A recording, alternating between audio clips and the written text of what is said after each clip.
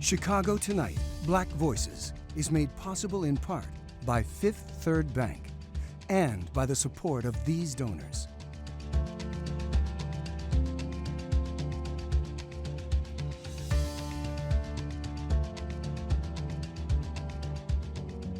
At Fifth Third, we believe when diverse voices are heard and empowered, communities are made stronger, lives are made better, and the future holds greater promise for all. That's why we're proud to support Chicago Tonight Black Voices. Together, we can make a difference. Together, we can drive change.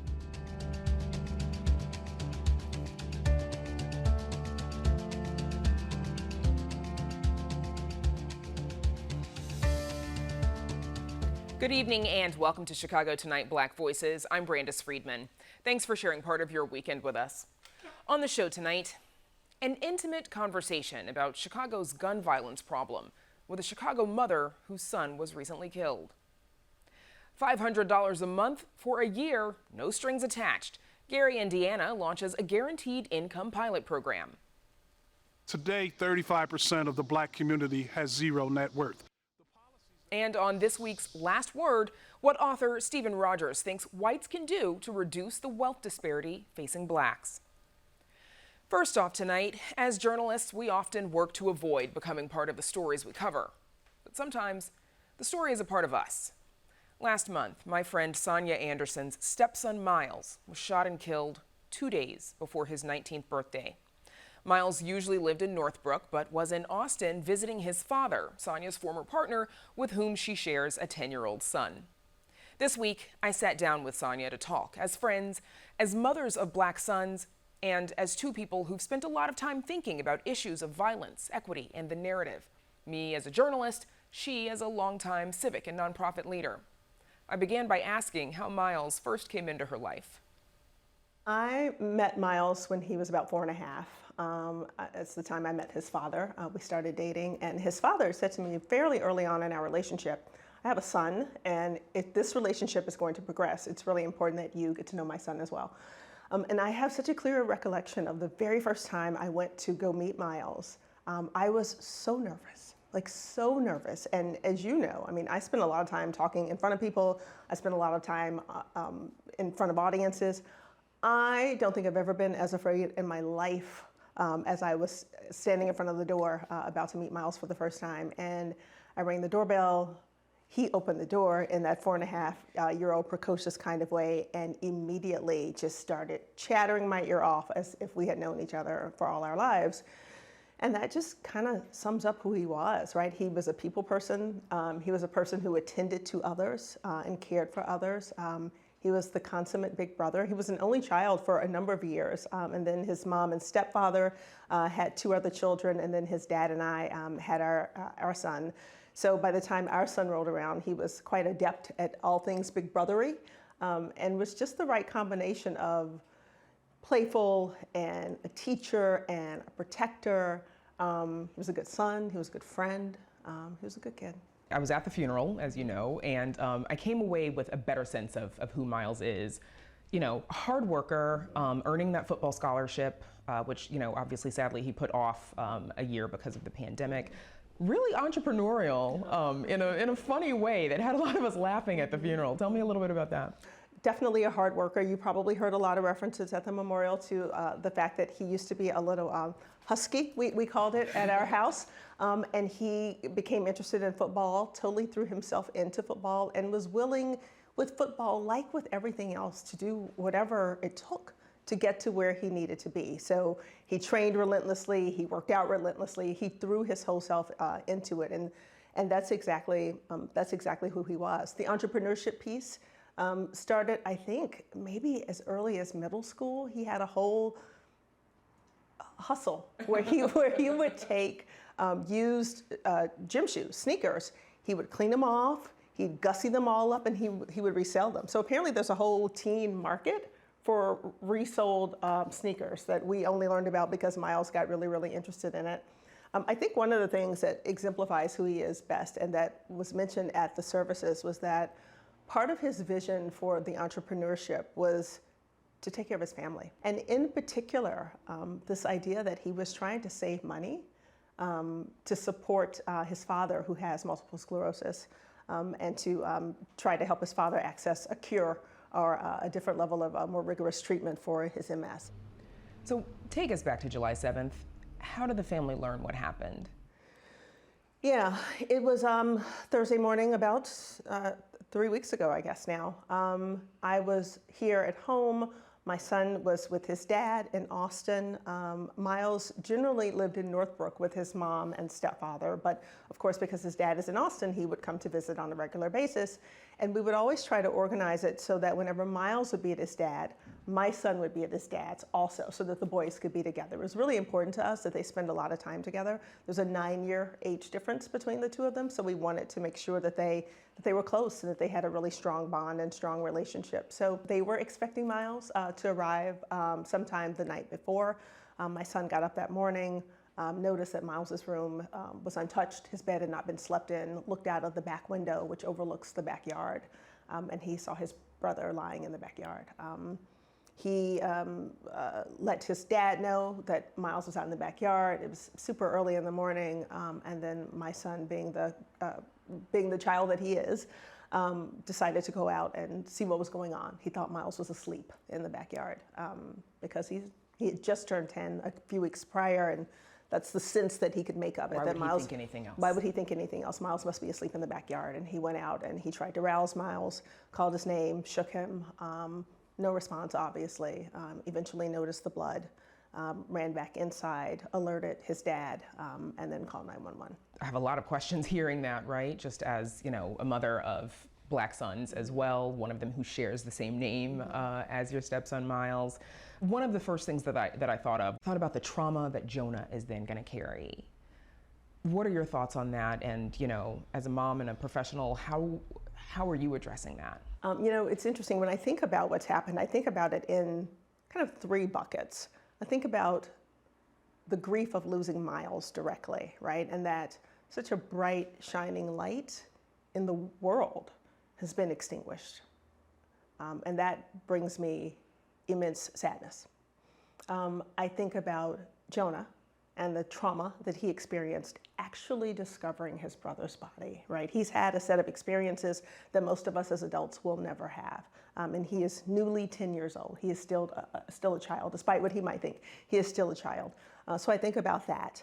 And then I get stuck sometimes, quite frankly, thinking about what I call Jonah at 30, right?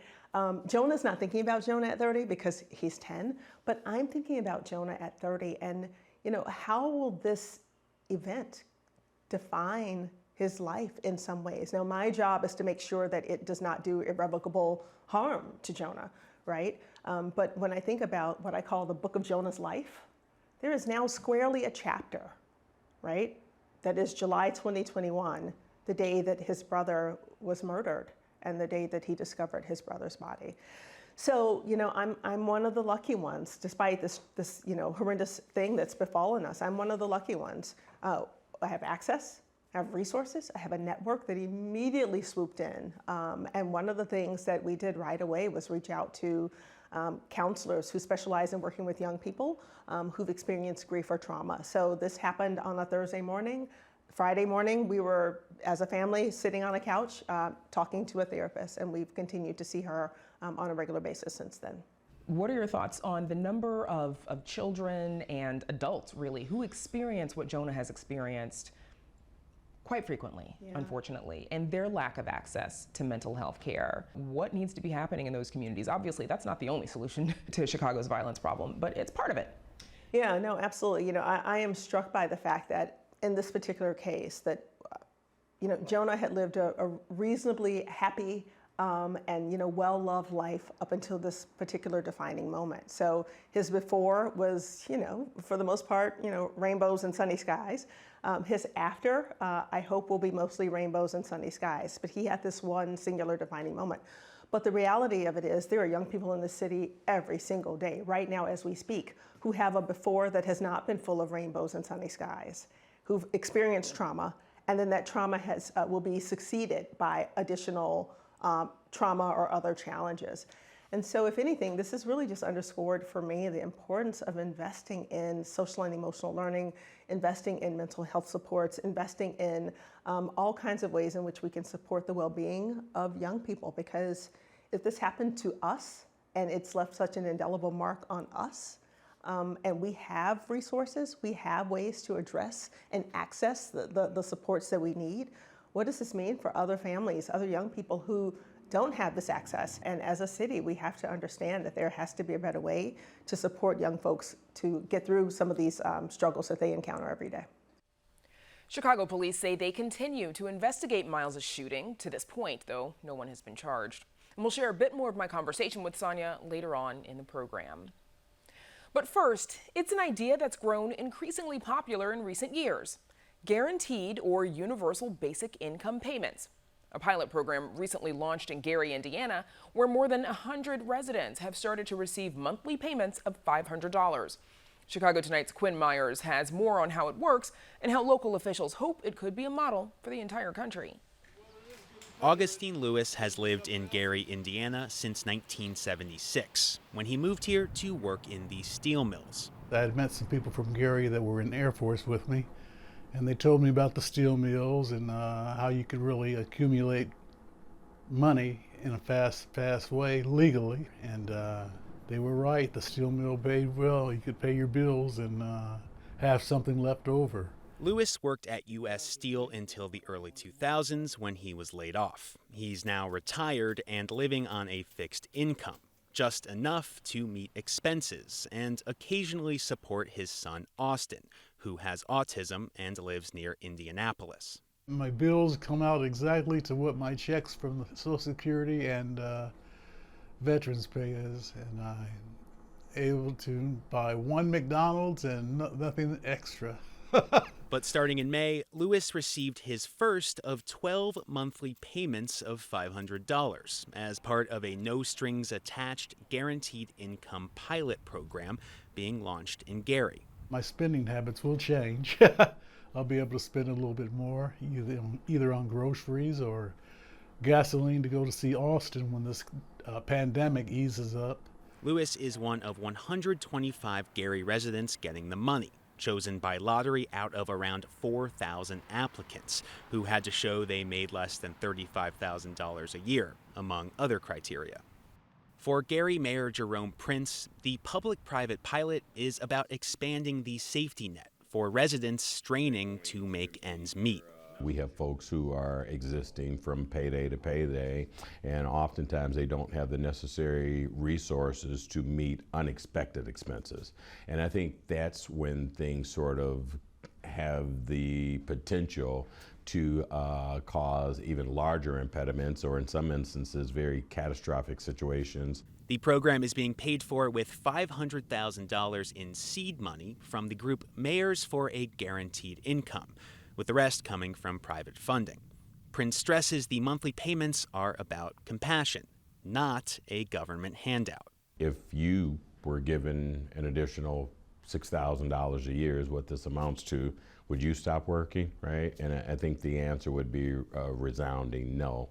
You know, this is about providing people an opportunity to better themselves and giving them the impetus to do so. Officials running the pilot program say success could mean a lot of things, like letting people fix up their cars so they can drive to work, or taking their kids on a vacation out of state to visit family for the first time ever. Burgess Peoples is the director of Give Gary, or Guaranteed Income Validation Effort, the group facilitating the pilot's logistics and partnerships with the city and other stakeholders. Peoples is also working with a control group, an additional 150 Gary residents who are not receiving payments, but filling out surveys about their economic needs and challenges. What is it that you need in your communities? What is it that you need in your city? What do you think our federal government should be doing for individuals across our nation? Over the past few years, universal income has become a mainstream idea, thanks in part to politicians like Andrew Yang, who have championed the cause, as well as federal stimulus payments during the pandemic. Peoples says one-off checks are great, but regular support is what's needed to actually make a difference. You have someone that's already in the hole, You give them $600 or $1,200. They have to rapidly pay bills or rent to keep their homes. So they're right back in the same rut they were in. So if you give them dollars consistently, they can consistently pull themselves out of the situation and then start building and starting over again. For Augustine Lewis, starting over again means going back to school to study social work.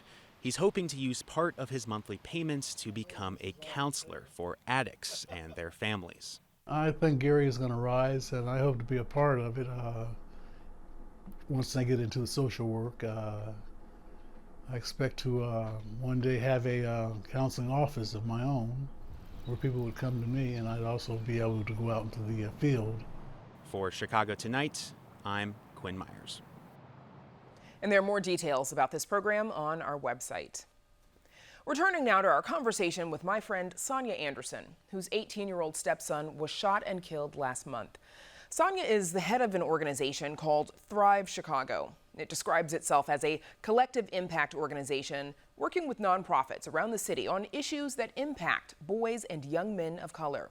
That means Sonya thinks a lot of the opportunities for young people like her sons who may not have had the same access to opportunities as hers.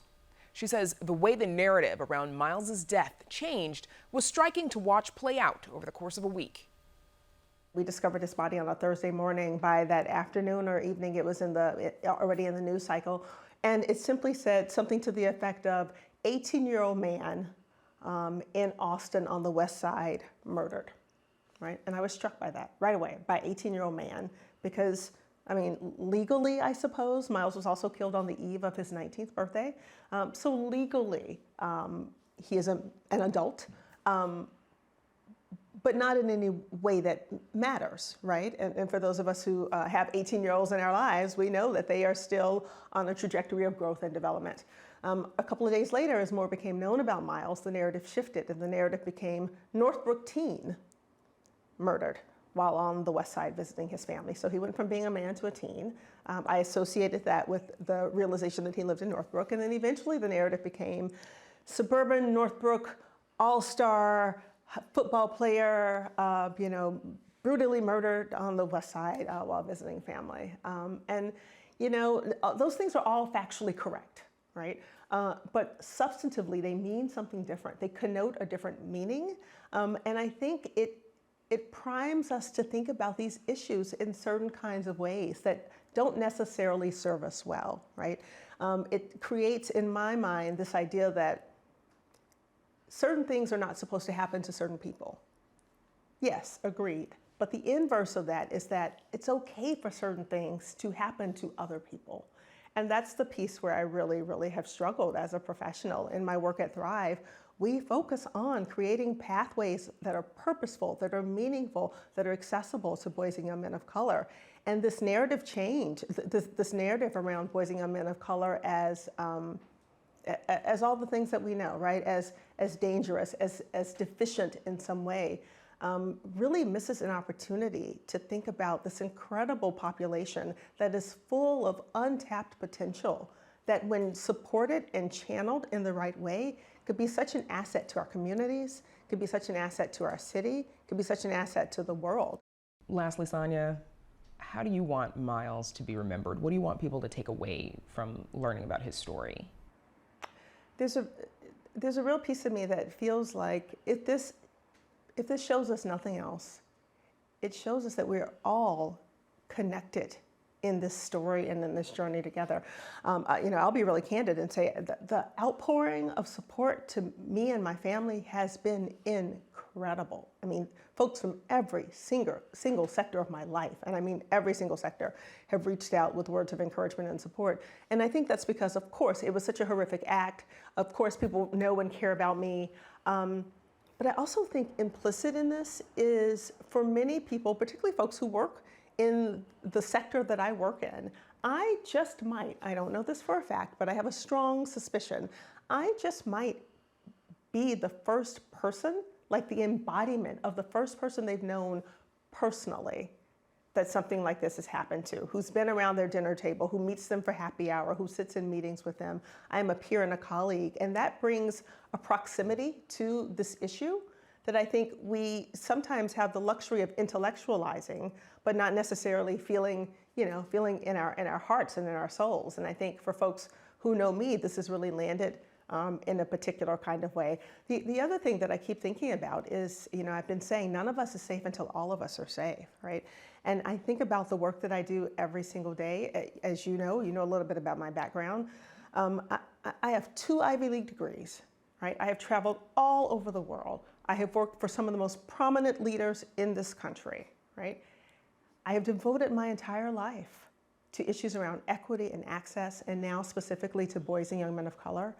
And I could not save, right, one of the boys of color in my own life, which to me means if I couldn't do it, right, if my family could be exposed to this horror, then really it could happen to anyone. And I don't say that to be alarmist or to use scare tactics. I say it to say we are truly all in this together. There are no boundaries between Northbrook and Chicago, or Oak Park and Chicago, or Evanston and Chicago, or the Gold Coast. And we are a community, we are a city. And until we really start to realize that one problem is all of our problems, one opportunity is all of our opportunity, then we're never going to really solve for this and maximize the potential that our communities and our young people have. And in a prescient video posted to social media last year, Miles encouraged his friends not to let the isolation of the pandemic stop them from reaching out to the people they care about. As he aptly put it at the time, tomorrow isn't promised. A good reminder for us all. You can find that video and our interview with Sonya, if you missed any of it, on our website. 2020's social justice protests left many Americans asking, what can we do to help? Retired Harvard Business School professor and Inglewood native Stephen Rogers has some ideas.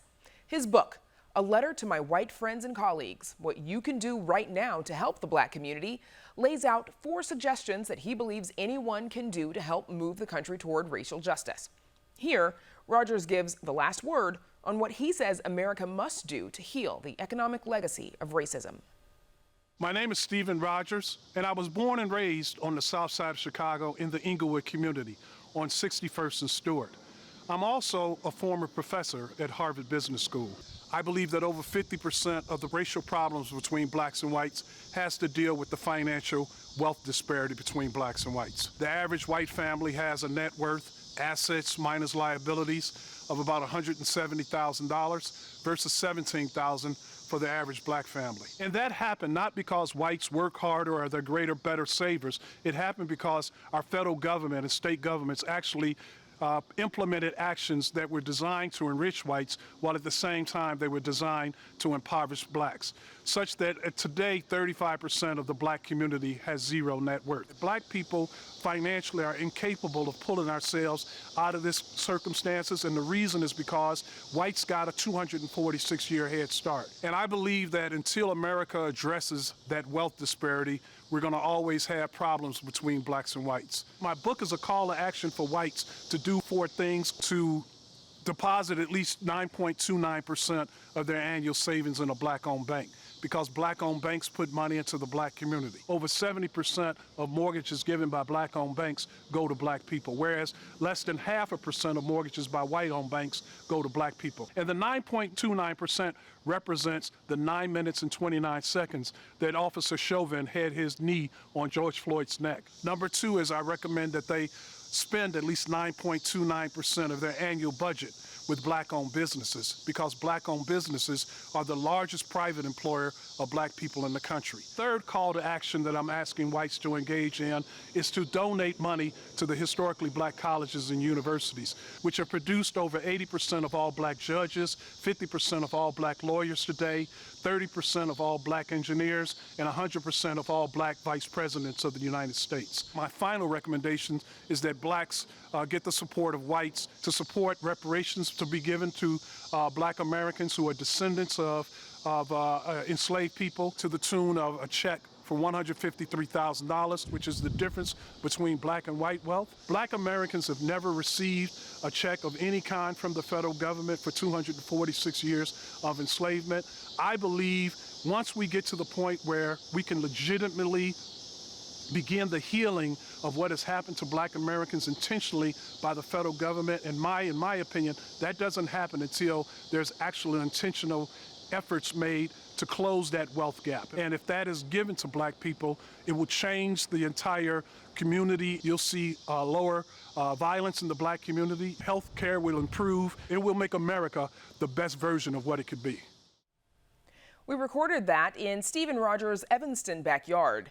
He tells us his home is next door to a lot that has stood vacant since 1929 after a Black family was forced to move their home to Evanston's segregated 5th Ward in order to keep the block white. Rogers calls it fair justice that a Black man lives next door to that lot today. And that's our show for this Sunday night. Be sure to check out our website, WTTW.com/news, for the very latest from WTTW News. And join Paris Schutz and me tomorrow at 7 on Chicago Tonight. Now, for all of us here at Chicago Tonight Black Voices, I'm Brandis Friedman. Thanks for sharing part of your weekend with us. Stay healthy and safe, and have a good night.